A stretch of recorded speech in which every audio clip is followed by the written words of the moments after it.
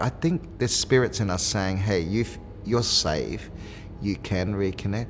And I love it how vulnerable and exposed I've become as I've gotten older, and it's only thanks to reconnecting that I feel like I'm finding real strength. Like I think it's truth.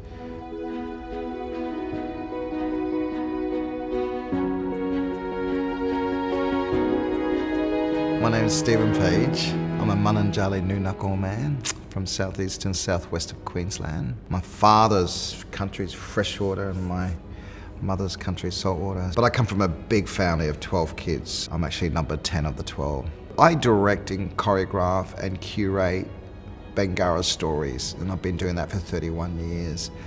And every now and again you'll have another peer or someone else coming in and saying, hey, I'm putting this program together, do you want to bring one of your stories, and what would that be?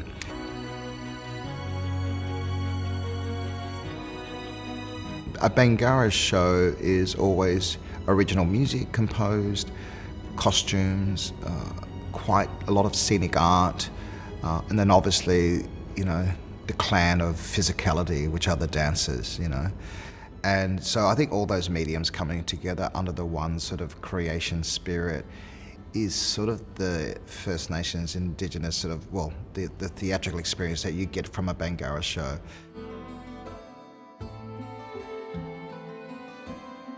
So what I wanted to explore was we started talking about live music and song, and it's an area that my brother David loved. He was composer of 40 works for Bangarra.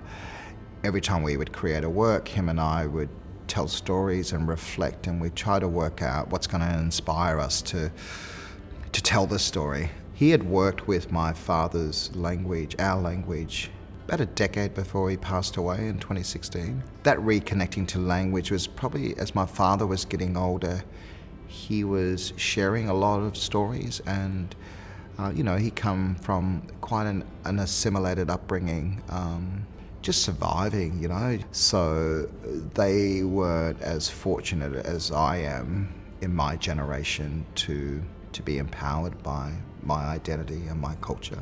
When they were moving on into their next life and getting older, they were sharing a lot more about who they are as people, and Dad talking about language and his mother and his grandmother stories, sitting on an old river creek and telling stories. And so all these things, he felt safe to tell these stories, and it was before he was dying. So he shared with David some beautiful language words and story, and David kept that to him close.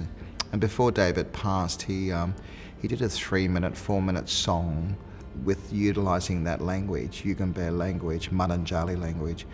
He didn't elaborate on it, and I knew it was language from home.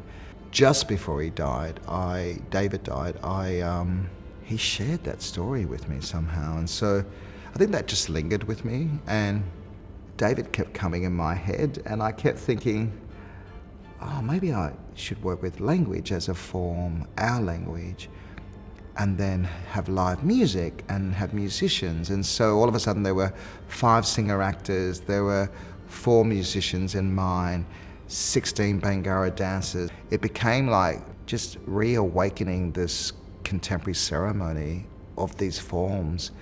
And Wesley just said, I don't care what it is, that sounds amazing, can you do something?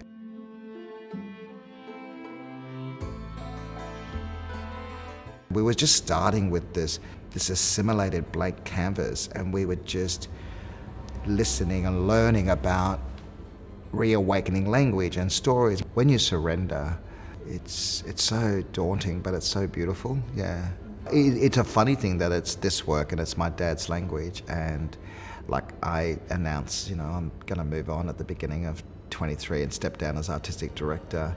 It's not about just the one story. I believe our stories are part of a bigger serpent songline, and I feel each Bangarra story enables and inspires the next story.